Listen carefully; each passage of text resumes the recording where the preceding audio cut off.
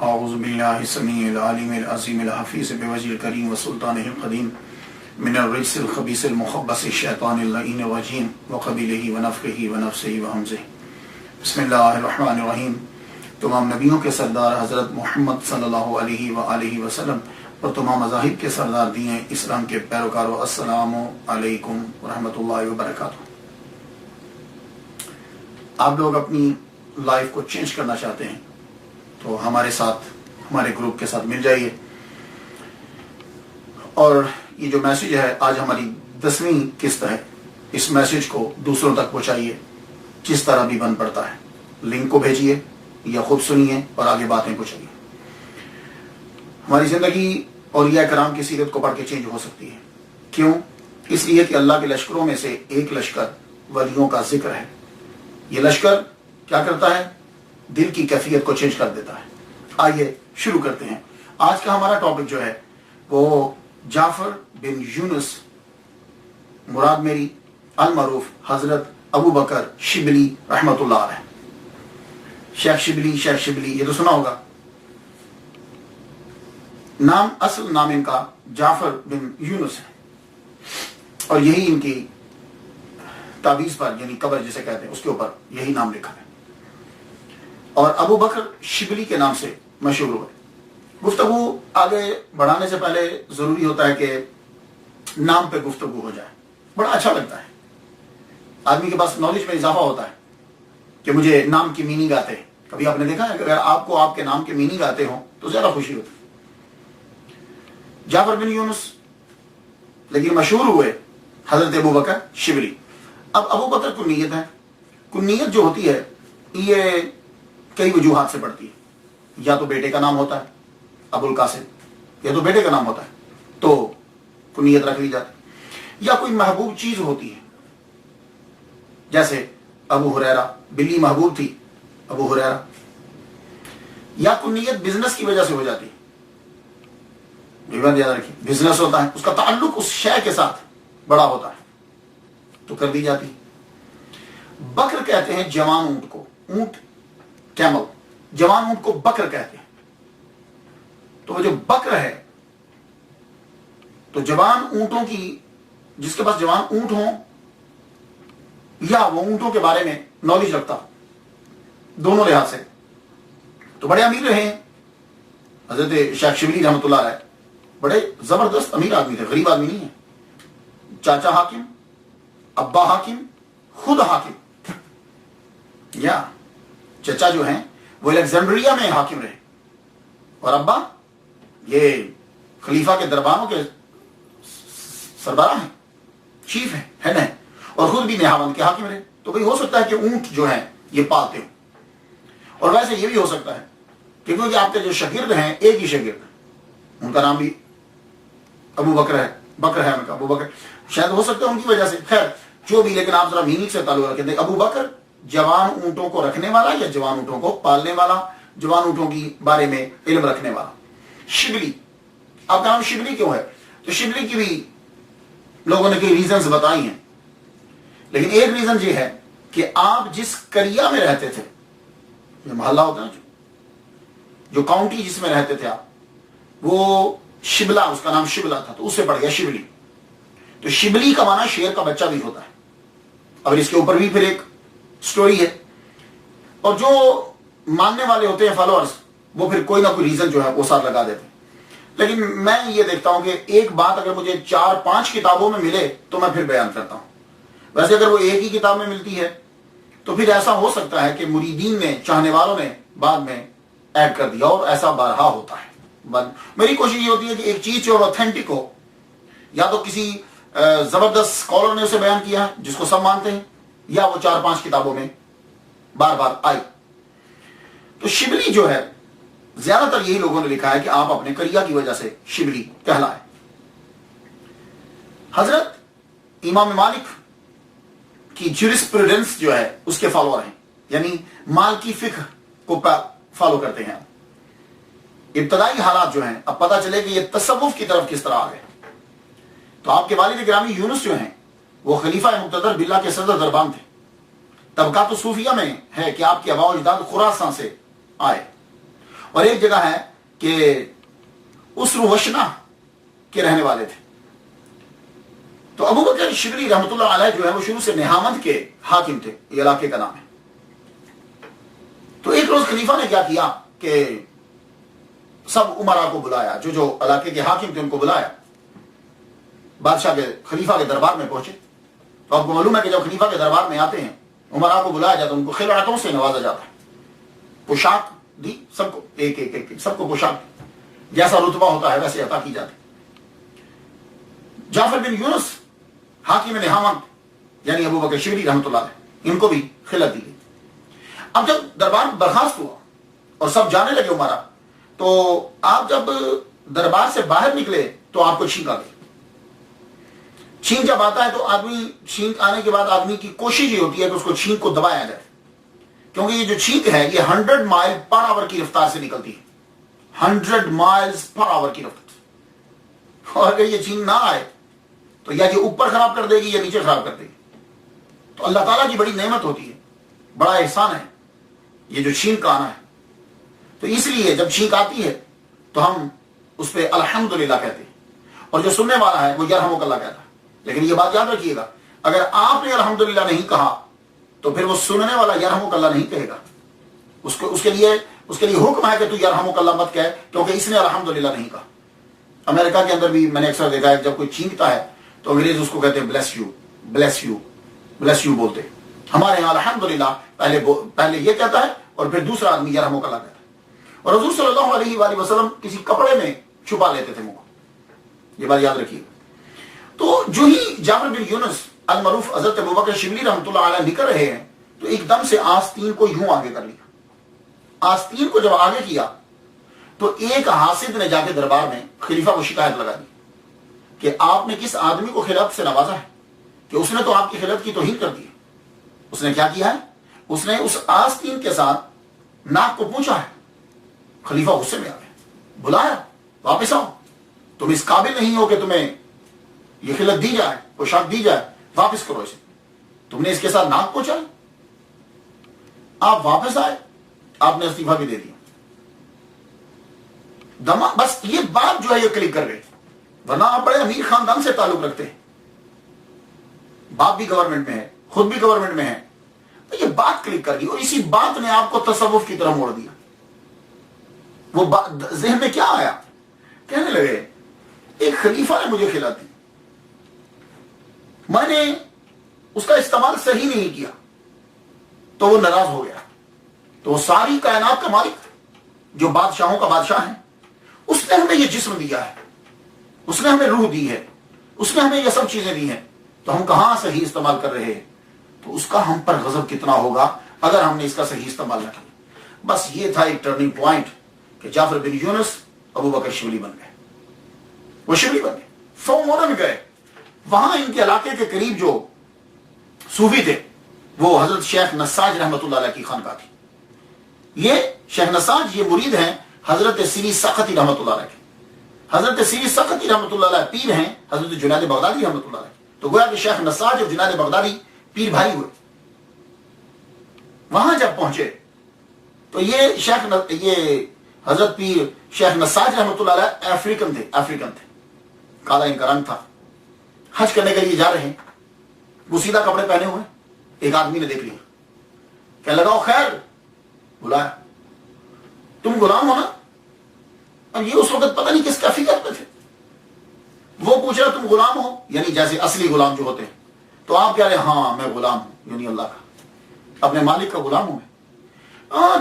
تم بھاگے ہو اپنے آقا سے؟ کہا ہاں میں بھاگا ہوا ہوں. دونوں گفتگو ایک ہے لیکن دونوں میں سمجھنے میں اور معنی میں فرق ہے. تم اپنے مالک سے بھاگے ہو؟ ہاں اپنے مالک سے بھاگا ہوا ہوں میں تمہیں تمہارے آقا کے پاس لے چلتا ہوں. کہنے لگے ہاں، بڑے عرصے سے آرزو تھی کہ مجھے کوئی میرے آقا کے قریب کر دے. کہ چلو پھر. وہ ان کو پکڑ کے گھر لے گیا. گھر لے جا کر لگا یہاں رہو میرے پاس، یہ کام کرو، یہ تم کپڑا بننا میں تجھے سکھا دیتا ہوں، تم کپڑا بنا کرو. تو اس کے بعد نساج آپ کا نام مشہور ہو گیا کپڑا بننے پر. آپ نے اپنا نام نہیں چینج کیا، اصل نام آپ کا تھا ابو الحسن محمد بن اسماعیل، لیکن مشہور ہوئے خیر نساج. کہنے لگے ایک مسلمان نے میرا نام رکھا تھا خیر، تو بس میں اب نام چینج نہیں کرنا چاہتا. لیکن آپ تقوی میں اتنے بڑے ہوئے تھے، زہد میں، عبادت میں اتنے بڑے ہوئے تھے کہ اس کو معلوم ہو گیا کہ مجھ سے بہت بڑی غلطی ہوگی، اس نے پھر ان کو چھوڑ دیا. تو یہ ہے خیر نساج رحمۃ اللہ علیہ. ان کے پاس جب حضرت شبلی رحمۃ اللہ علیہ جاتے ہیں تو وہ جب بھی کبھی محفل میں بیٹھتے تو جنید بغدادی رحمۃ اللہ علیہ کی بات وہ ضرور کرتے. ظاہر ہے پیر کے بھانجا ہیں اور اللہ نے مقام بھی بڑھا دیا ہے، تو بیٹھتے تو ان کی بات جو ہے وہ ضرور کرتے. جب تذکرہ کسی کا چلے تو پھر شوق تو اٹھتا ہے. حضرت نساج رحمۃ اللہ علیہ نے دیکھا کہ شبلی ملنا چاہتا ہے جنید بغدادی رحمۃ اللہ سے، ان کے پاس جانا چاہتا ہے. تو ایک دن خود ہی کہنے لگے جاؤ میں تمہیں جنید بغدادی رحمۃ اللہ علیہ کے پاس بھیجتا ہوں، تم وہاں چلے جاؤ. اب یہ وہاں سے بغداد آتے ہیں تو حضرت شبلی رحمۃ اللہ علیہ حضرت جنید بغدادی رحمۃ اللہ علیہ کے پاس پہنچے. حضرت شبلی جنید بغدادی رحمۃ اللہ علیہ سے 29 سال چھوٹے ہیں، 29 years younger ان سے. ان کے پاس آئے تب حضرت جنید بغدادی رحمۃ اللہ علیہ بڑھاپے میں قدم رکھ رہے ہیں. ان کے پاس آئے تو آتے ہی کہا میں آپ کا مرید بننا چاہتا ہوں، میں آپ کی صحبت میں رہنا چاہتا ہوں. آپ نے فرمایا اچھا. دیکھا سب حالات معلوم ہوئے، آپ سمجھ گئے کہ یہ تو حاکم رہے ہیں. آپ کو معلوم ہے کہ حاکم کے اندر ایک کیا سوچ ہوتی ہے، اور باپ بھی گورنمنٹ میں، چچا بھی گورنمنٹ میں. تو یعنی اب ان کی تربیت کرنا ایک انتہائی مشکل کام ہے. اور جس نے خاندانی جو حاکم رہا ہو اس کے اندر میں زیادہ ہوتی ہے. تو حضرت جنید بغدادی رحمۃ اللہ علیہ اب اس میں کو کس طرح ختم کرتے ہیں. اللہ اکبر جل شانہ. قربان جائیں ان پیروں پر بھی اور ان مریدوں پر بھی. پیر کے پاس آئے، بیٹھے، ایک ماہ گزر گیا. حضرت جنید بغدادی رحمۃ اللہ علیہ نے کوئی توجہ ہی نہیں دی. ملتے سلام لیتے، خانقاہ میں بیٹھے ہو، ٹھیک ہے. اب نیا جب آدمی کے اندر شوق پیدا ہوتا ہے تو وہ کسی کے بارے میں سنتا ہے تو اس کے بارے میں کچھ اس کے خیالات ہوتے ہیں. تو آپ قریب آئے. ایک ماہ جب گزر گیا تو آئے تو کہنے لگے میں جا رہا ہوں. حضرت جنید بغدادی رحمۃ اللہ علیہ نے پوچھا تو آئے تھے تم واپس کیوں جا رہے ہو؟ کہنے لگے کوئی کرامت ہی نہیں دیکھی. میں تو بڑا سن کر آیا تھا، آپ کی شروع تو بڑی سنی تھی، پورا ماہ گزر گیا میں نے کرامت ہی نہیں دیکھی. آپ نے بس اتنا ہی جملہ کہا. کہنے لگے ایک ماہ سے تم یہاں ہو، مجھے اتنا بتا دو کہ کیا تم نے مجھے سنت کے خلاف کام کرتے ہوئے دیکھا ہے؟ کچھ دیر چپ، پھر بولے نہیں میں نے تو نہیں دیکھا. آپ نے فرمایا یہی کرامت ہے، جاؤ میری خانقاہ سے نکل جاؤ، تم یہاں رک نہیں سکتے، جاؤ. اور یہ طریقہ میں نے بارہا دیکھا ہے. ولی جب کسی کو سمجھانا چاہتا ہے پیر تو وہ توجہ ہٹا لیتا ہے. توجہ ہٹانے سے میں نے اگنور کرنا. یہ آپ اگر پڑھیں گے بہت سے بزرگوں کی، ایون کہ خواجہ عبد القادر جیلانی رحمۃ اللہ علیہ، آپ کو معلوم ہے وہ جن کی محفل میں بیٹھا کرتے تھے، جنہوں نے عشق کی چنگاری کو ابھارا تھا. پہلے تو بڑے پیار سے ملتے تھے، پھر توجہ دینی چھوڑ دی، اگنور کرنا شروع کر دی. وہ سمجھتے ہیں کہ کس طریقے سے تربیت کرنا ہے. کہا جاؤ میری خانقاہ سے نکل جاؤ. حضرت شبلی رحمۃ اللہ علیہ باہر پھرتے رہے، کبھی جنگل میں کبھی کہیں. کچھ دنوں کے بعد پھر آ گئے، آ کر سلام لیا. انہوں نے ہاتھ پکڑ کے سلام کا جواب تو دے دیا، یہ نہیں کہ سلام کا جواب نہیں دیا، ہاتھ پکڑ کے جھڑک دیا جاؤ. وہ پھر بیچارے خانقاہ سے چلے گئے. باہر کتنا عرصہ گزارا، پھر کچھ دنوں کے بعد پھر واپس آ گئے. سلام لیا، سلام، انہوں نے سلام جواب تو دیا، ہاتھ جھڑک دیا جاؤ. وہ بیچارے پھر چلے گئے. تیسری مرتبہ حضرت شبلی رحمۃ اللہ علیہ تیسری مرتبہ آئے، آ کر سلام لیا تو جب وہ ہاتھ جھٹکنے لگے تو ہاتھ پکڑ لیا. حضرت شبلی رحمۃ اللہ علیہ نے جنید بغدادی رحمۃ اللہ کا ہاتھ پکڑ لیا. کہنے لگے پیر آپ تو کہتے ہو کہ میں سنت کے خلاف کام نہیں کرتا، تو یہ ہاتھ جھٹک دینا کون سی سنت ہے؟ کچھ جملے عجیب सर कर जाते हैं। शायद आपने कभी अपनी लाइफ में गौर किया हो। हज़रत शिबली रहमतुल्लाह अलैह ने जब ये कहा तो हज़रत जुनैद बगदादी रहमतुल्लाह कहने लगे, तुम्हारी तरबियत में एक अहम उनसर है, हुकूमती जरासीम है, इसको मैं खत्म करना चाहता हूं कि ये तुम्हारे अंदर से खत्म हो जाए। अब जिस तरह मैं तुम्हारी तरबियत करूंगा, जो मैं तुम्हें हुक्म दूंगा तुम वैसा ही करोगे। हज़रत शिबली रहमतुल्लाह ने कहा, बेजा हज़रत शिबली रहमतुल्लाह अलैह के बारे में आप ये मत समझिए कि ये जाहिल थे। आपने दरसे हदीस, दरसे कुरान, मुअत्ता इमाम मालिक, आपको पूरी जुबानी याद थी। अब ये जो एक दो बातें हम सुनाते हैं, इसका मतलब ये नहीं कि हमने पूरी लाइफ जो है वो उनकी सुना दी आपको। वो बीच में कितना वक्त होता है। हज़रत जुनैद बगदादी रहमतुल्लाह अलैह कहने लगे, अच्छा जाओ, आज से तुम्हारी तरबियत शुरू है, बाजार में जाके गंधक बेचा करो और दिया सलाई बेचा करो। मैच बॉक्स में दिया सलाई बेचा, वो जिसे चलाते हैं, वो जाके बाजार में बेचा करो। बहुत मामूली काम है ये, आप बाजार में जाके बेचते। आप बिलीव करेंगे, एक साल गुजर गया हज़रत शिबली रहमतुल्लाह अलैह को ये गंधक बेचते हुए और ये चीज।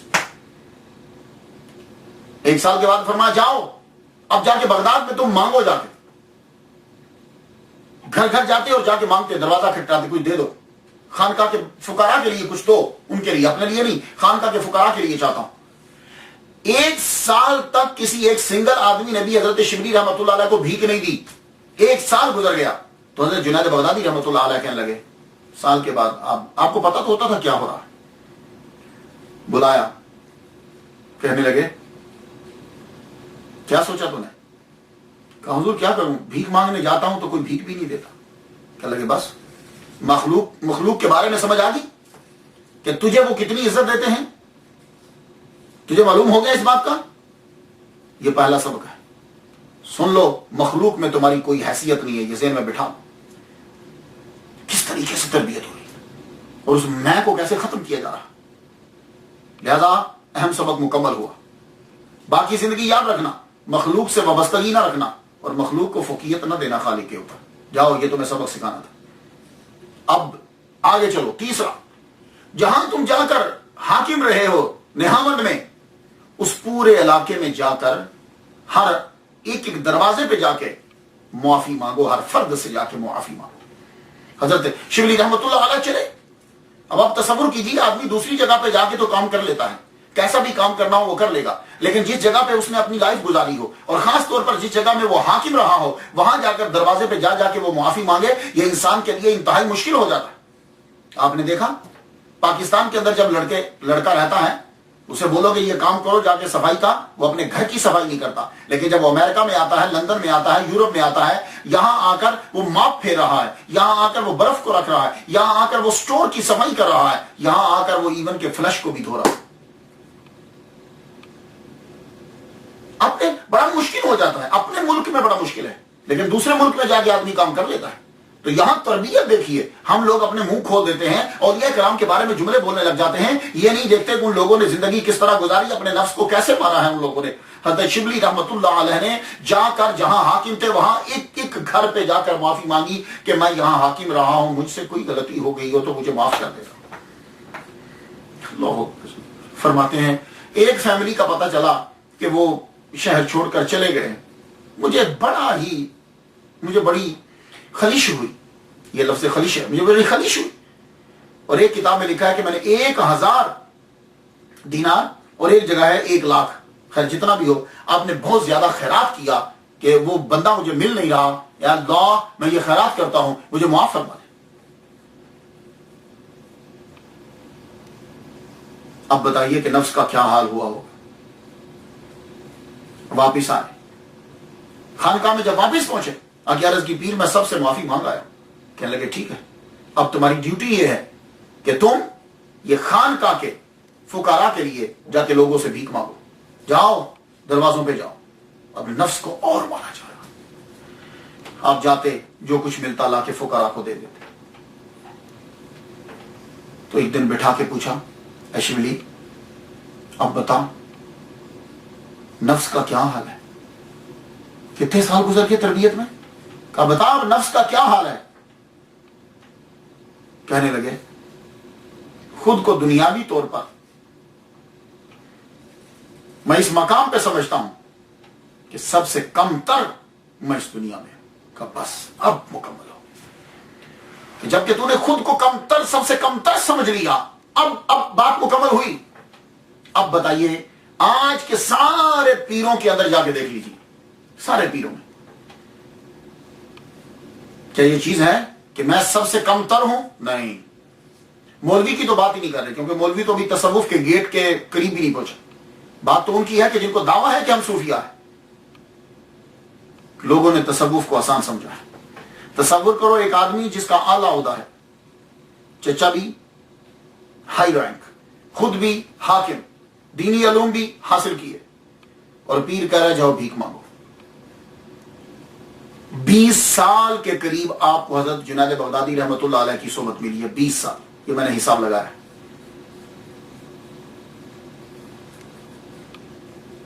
एक मर्तबा अब जब तरबियत मुकम्मल हो गई, आप अल्लाह का जिक्र बड़ा किया करते थे।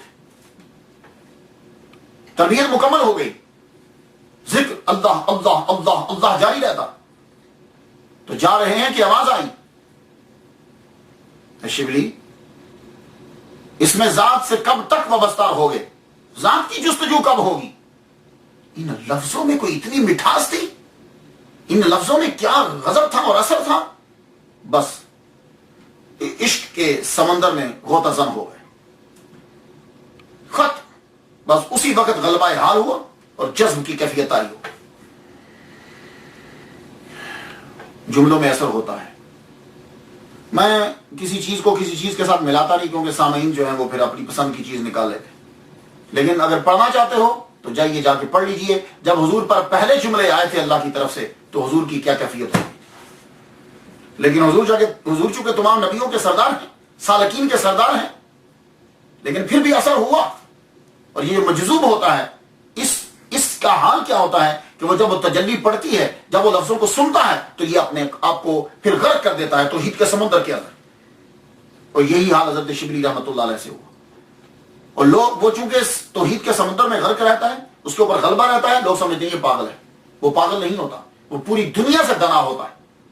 लेकिन वो उस मकाम पे पहुंच गया है जिस मकाम पे हम नहीं। उसको हर तरफ, हर शय के अंदर जात नजर आती है फिर, और जात के बारे में सोचता है।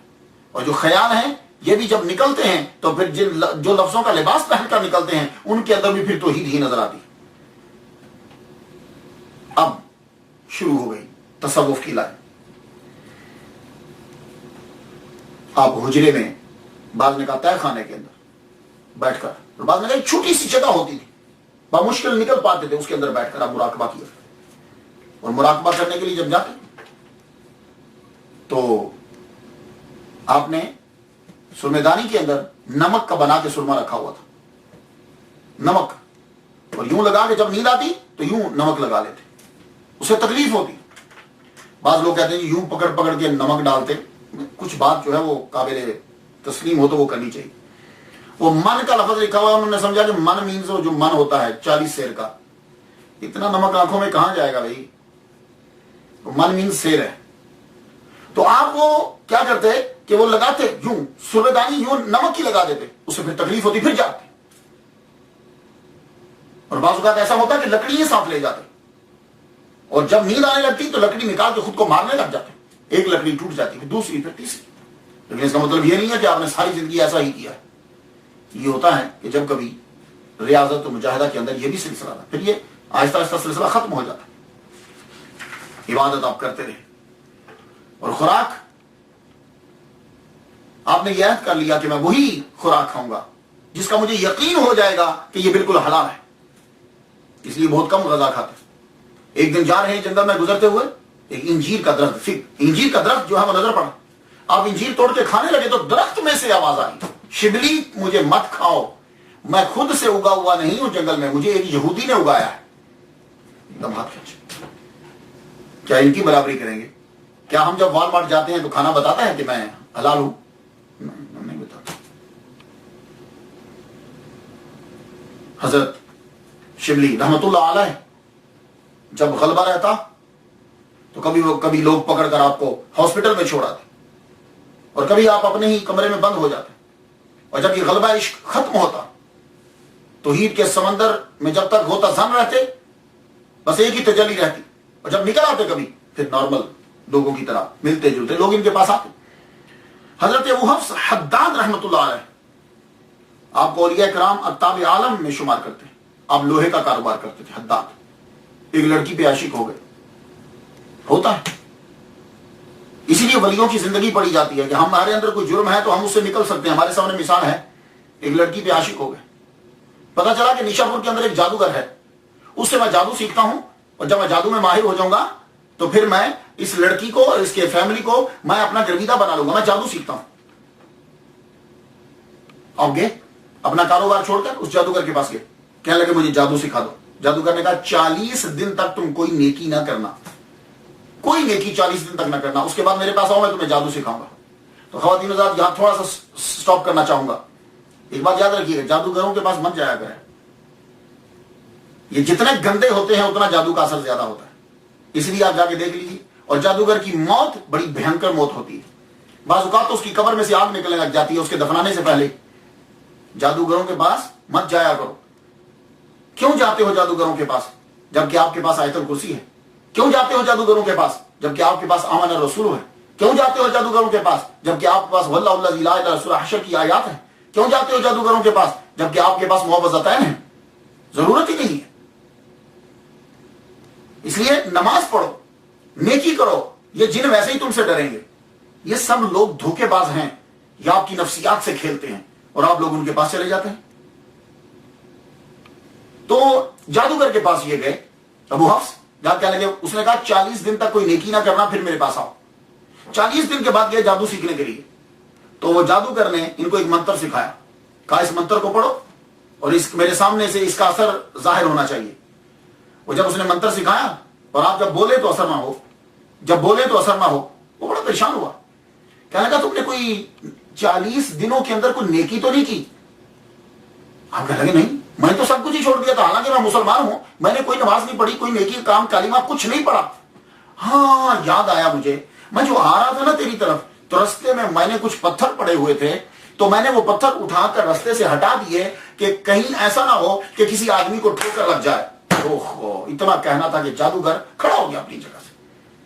کہنے لگا تم کیوں یہ کفر سیکھنے آ گئے اس رب کو چھوڑ کے جو تمہارا رب اس اتنی چھوٹی سی نیکی کو بھی قبول کر لیتا ہے؟ یہ تھا ٹرننگ پوائنٹ آپ کا. تو تب آپ نے سب کچھ چھوڑ دی, لڑکی چھوڑی, سب کچھ چھوڑا, جادو چھوڑا, لوہے کا کام کرتے تھے. رب تعالیٰ کی طرف پھر اس طرح لگے کہ ایک دن جذب کی کیفیت میں آپ نے بھٹی میں سے لوہا خود نکال کر ہاتھ کے اوپر رکھ لی, گرم لوہا ہاتھ کے اوپر رکھ لی, اور یوں مارنے لگے. مریدین اور شاگرد دیکھ رہے ہیں. ایک دم سے جب کیفیت ختم ہوئی تو نیچے آپ نے پھینکا, لیکن ہاتھ آپ کا جلا نہیں. یہ گئے حضرت شبلی رحمۃ اللہ علیہ. اصل میں وہ کیا کریں گے, وہ بتانا پڑتا ہے کہ کون آدمی کس کے پاس گیا. یہ وقت کا ولی یہ حضرت شبلی رحمۃ اللہ علیہ کے پاس گئے. حضرت شبلی رحمۃ اللہ علیہ کے پاس یہ مہمان رہے 4 ماہ. 4 ماہ حضرت شبلی رحمۃ اللہ علیہ کے پاس یہ رہے. اور آپ حیران ہوں گے, ہر روز حضرت شبلی رحمۃ اللہ علیہ مہمان نوازی ان کی نئی طریقے سے کرتے, نیا کھانا لاتے, بڑی ضیافت کرتے ان کی. اور ہم لوگ تو میرا 1-2-3 دن کے بعد تنگ آ جاتے ہیں نا. 4 ماہ تک شبلی رحمۃ اللہ علیہ نے ان کی ضیافت کی, 4 ماہ تک. تو جب 4 ماہ کے بعد وہ واپس نیشاپور جانے لگے تو کہنے لگے شبلی تم نے بڑا تکلف کیا ہے, اب تم ہمارے پاس آنا, ہم تمہیں بتائیں گے کہ ضیافت کیا ہوتی ہے, مہمان نوازی کیا ہو, میزبانی جو ہے وہ کیا ہے, ہم تمہیں بتائیں گے. میں نے کہا ٹھیک ہے. تو حضرت شبلی رحمۃ اللہ علیہ پھر 39 مریدوں کو لے کر نیشاپور پہنچے ابو حفص حداد رحمۃ اللہ علیہ کے پاس. 39 وہ خود یہ 40 آگے انہوں نے ان کا استقبال کیا. 41 شمیں جلائیں, 41 شمیں جلائیں حضرت شبلی رحمۃ اللہ علیہ کے استقبال کے اندر. حضرت شبلی رحمۃ اللہ علیہ نے کہا آپ تو کہتے تھے کہ تکلف نہیں کرنا چاہیے, تو باقی چیزیں تو چھوڑو, یہ 41 شمیں آپ نے جلا دی. کہنے لگے دیکھو تم سمجھتے ہو کہ یہ اسراف ہے تو اٹھ کے بجھا دو, اٹھو بجھاؤ.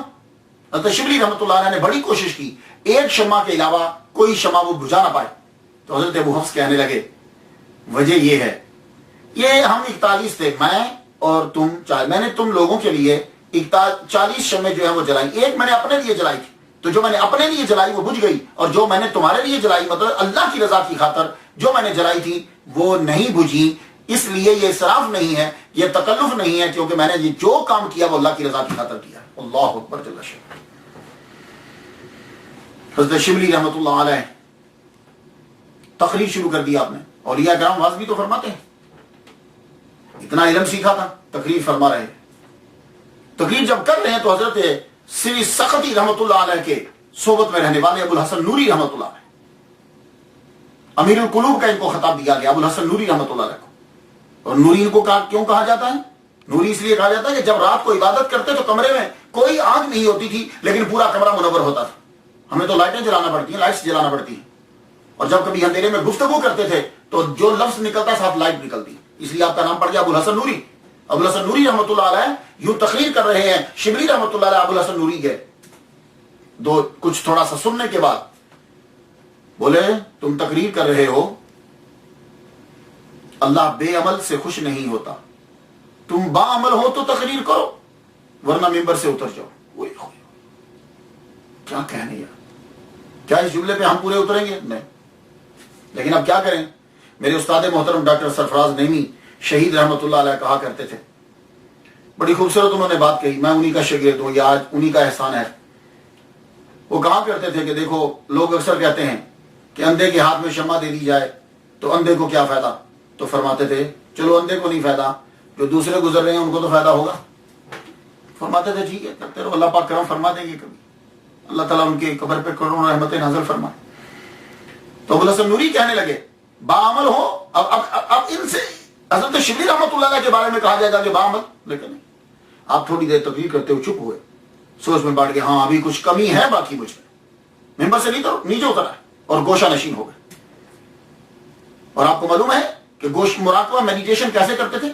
आज तो अमेरिका के अंदर भी, यूरोप में भी, जर्मनी के अंदर भी, इंग्लैंड के अंदर भी मेडिटेशन हॉल खुल गए हैं, वहां लोग जाके मेडिटेशन करते हैं। इंडिया के अंदर भी ऐसे सेंटर्स हैं, लेकिन मेडिटेशन इनका देखिए, ऐसा मेडिटेशन करते बिल्कुल मोशनलेस हो जाता। तो किसी ने पूछ लिया, अबुल हसन नूरी रहमतुल्लाह अलैह खुद ही पूछते हैं, शिबली ये तू जो मेडिटेशन मुराकबा करते हो, ये सिचुएशन जो बनाते हो, जो कैफियत है तुम्हारी, जरा हरकत नहीं होती, ये कहां से सीखा है? कहने लगे एक बिल्ली से सीखा है। क्या बात है, कहने लगे एक बिल्ली से मैंने ये सीखा है मुराकबा करना। कहने लगे वो कैसे? कहा एक दिन मैं बैठा हुआ हूं कि एक बिल्ली एक चूहे को पकड़ना चाहती थी, वो इस तरीके से बैठ गई कि उसकी जिस्म का एक बाल भी हरकत नहीं कर रहा। तो उस दिन मैंने सोचा कि जब खुराक के लिए एक बिल्ली यूं मोशनलेस बेहिस होकर बैठ सकती है, तो मैं अपने उस खालिक के लिए जो सबको रिस्क दे रहा है, मैं उसके गौर फिक्र और तदब्बुर के लिए क्यों नहीं मेडिटेशन मुराकबा ऐसे करूं? अल्लाह अकबर जल्ल शान। हजरत अबू बकर शिबली रहमतुल्लाह अलैह पर अक्सर जज्ब की कैफियत है। ऐसी हालत में उनसे जो कलेमात सादिर होते लोगों की समझ में नहीं आते। अहले बातन की भी एक शरीयत होती है जिसकी बजावरी उन पर फर्ज होती है, वो लोगों को उल्ट लगती है, मगर जिनको हुक्म है उन पर वो फर्ज है। ये बात है। मैं इस टॉपिक को ज्यादा नहीं छेड़ूंगा, ये जज्ब को और मजजूब को मैं इस पर डिस्कस नहीं, वो मुश्किल हो जाएगी।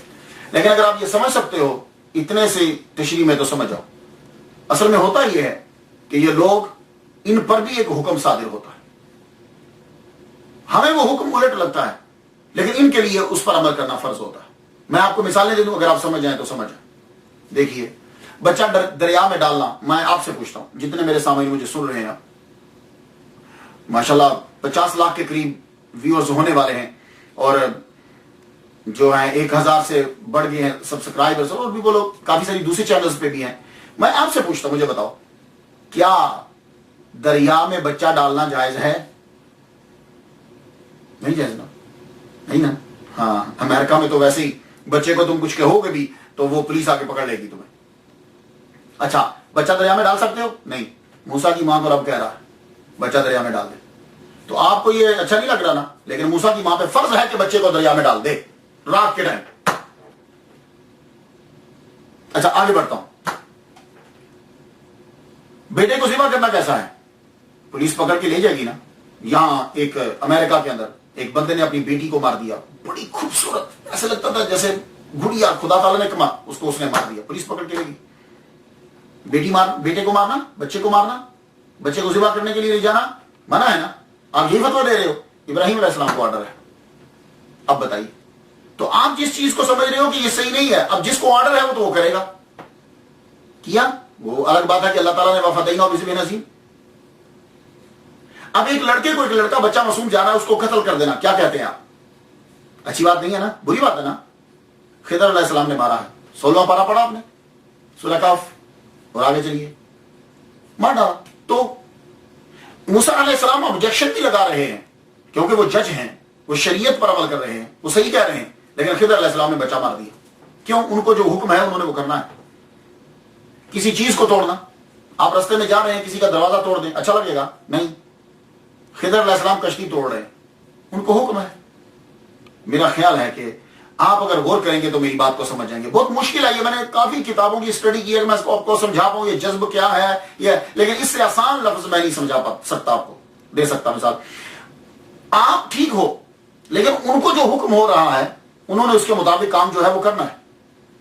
अब होता क्या है कि जब कोई सूफी तसव्वुफ इख्तियार करता है, उस पर तजल्ली पड़ती है।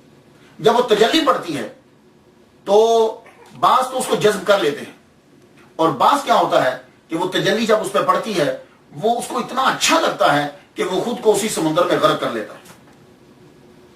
तो वो गहराई में जब चला जाता है तो ऊपर देखता है तो पानी, साइड पे देखता है तो पानी, इधर देखता है तो पानी, सामने देखता है तो पानी, नीचे देखता है तो पानी, हर तरफ पानी ही पानी।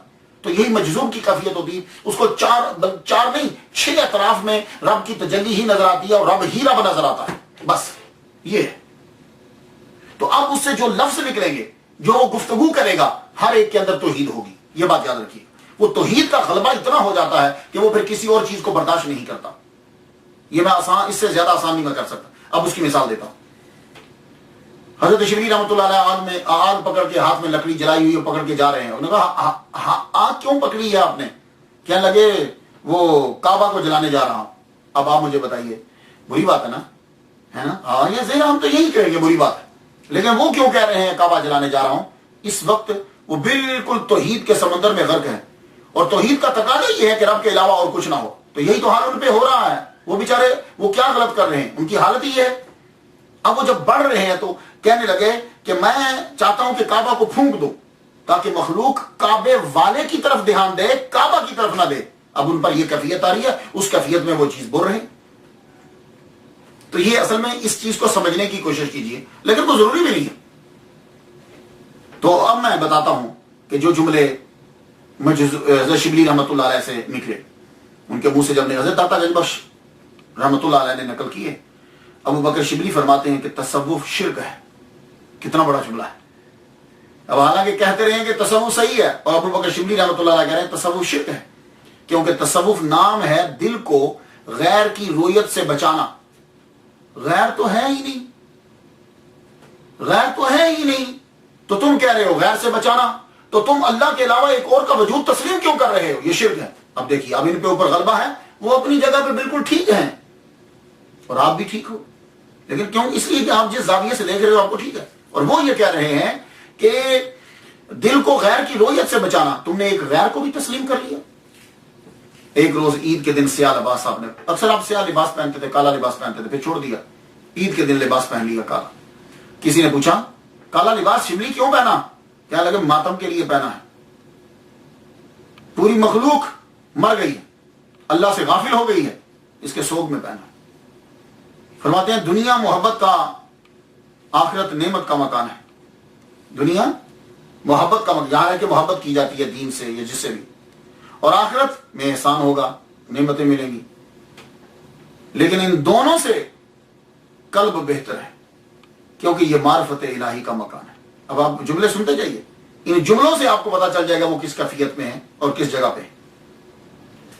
एक मर्तबा आपने नए कपड़े पहने और कपड़े पहनकर उतार के आग लगा दी। आप ऐसा करेंगे? नहीं, क्योंकि आप ठीक जगह पे, ठीक है, पहनिए, शुक्र अदा कीजिए। उन्होंने नए कपड़े पहने और पहनकर उतार दिए, उतार के आग लगा दी। किसी ने पूछा बिला वजह माल जाया करना हराम है, क्यों अपने कपड़ों को शिबली आग लगा रहे हो? कहने लगे यार बात तेरी ठीक है, लेकिन क्या करूं, जब ये नए कपड़े पहने तो तवज्जो कपड़ों की जानिब चली गई। इन कपड़ों ने मुझे गाफिल कर दिया मेरे रब से, मैंने इसको आग लगा रहा।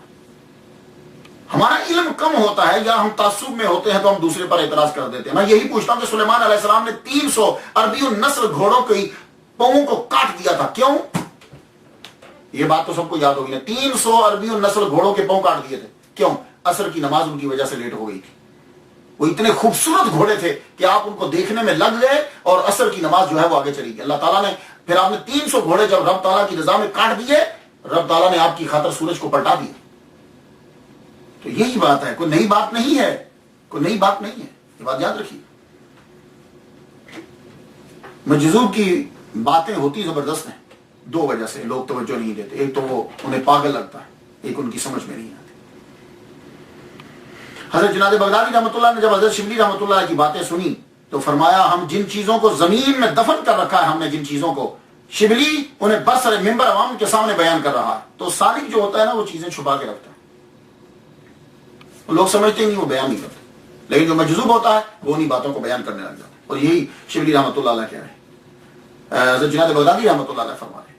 اور حضرت شبلی رحمۃ اللہ نے جب یہ سنا تو معلوم ہے کیا جواب دیا, کہنے لگے میری باتیں حق کی جانب سے ہوتی ہیں اور حق کی جانب ہی لوٹ جاتی ہیں. شبلی درمیان میں نہیں ہوتا. آپ نے فرمایا پھر بھی ان کو بیان نہ کیا کرو. عرض کی حضور دنیا داروں اور مطلب پرستوں کے لیے ہماری مجلس میں آنا ہی حرام ہے. یہ مطلب پرست جو لوگ ہیں نا, جو عبادت بھی کرتے ہیں کہ ثواب ملے گا, ہماری محفل میں آنا ان کے لیے حرام ہے, یہ چھوڑی. ایک شخص نے آ کر حضرت شبلی رحمۃ اللہ علیہ سے کہا کہ حضور میرا خاندان بہت بڑا ہے. پھر سن لیجیے, بندہ آتا ہے جناب رزق کی کمی ہو گئی, آپ دعا کیجیے میرا رزق بڑھ جائے. فرمانے لگے جن لوگوں کا رزق تیرے ذمہ ہے ان کو نکال دے, اور جن کا اللہ کے ذمہ ہے ان کو چھوڑ دے, کیونکہ وما من دابۃ فی الارض الا علی اللہ رزقها, جتنے بھی زمین پر چل رہے ہیں سب کا رزق اللہ تعالیٰ کے ذمہ. اور آپ فرمایا کرتے تھے کہ سورج جب غروب ہوتا ہے تو زرد ہو جاتا ہے. جانتے ہو کیوں؟ اس لیے کہ وہ کمال پہ ہوتا ہے, کمال سے وہ نیچے گرتا ہے تو خوف کی وجہ سے زرد ہو جاتا ہے. پھر جب طلوع ہوتا ہے حشاش بشاش ہوتا ہے, تب اس کو مرتبہ مل رہا ہے. یہی حال مسلمان کا ہے کہ مسلمان جب دنیا سے جانے لگتا ہے اس کا رنگ زرد ہو جاتا ہے ڈر کی وجہ سے. لیکن جب وہ اپنی قبر سے اٹھے گا تو جس طرح سورج چمکتا ہے ویسے ہی وہ قیامت کے دن اس کا چہرہ منور ہوگا. اور آپ کے اوپر چونکہ غلبہ رہتا تھا تو ایک دن بلا اجازت حضرت جنید بغدادی رحمۃ اللہ کے گھر میں چلے. اور آپ کو معلوم ہے کہ یہ 29 سال حضرت جنید بغدادی سے چھوٹے. اور اس کے بعد کافی عرصہ پڑھتے تو تقریباً حضرت جنید بغدادی بہت آخری عمر میں ہیں, اور آپ کی زوجہ محترمہ بھی عمر رسیدہ ہے. جو ہی اندر داخل ہوئے اس وقت ان کے سر کے اوپر کپڑا نہیں تھا, وہ کنگھی کر رہی تھی. یہ اندر داخل ہوئے تو وہ ایک دم سے چادر لینے لگی.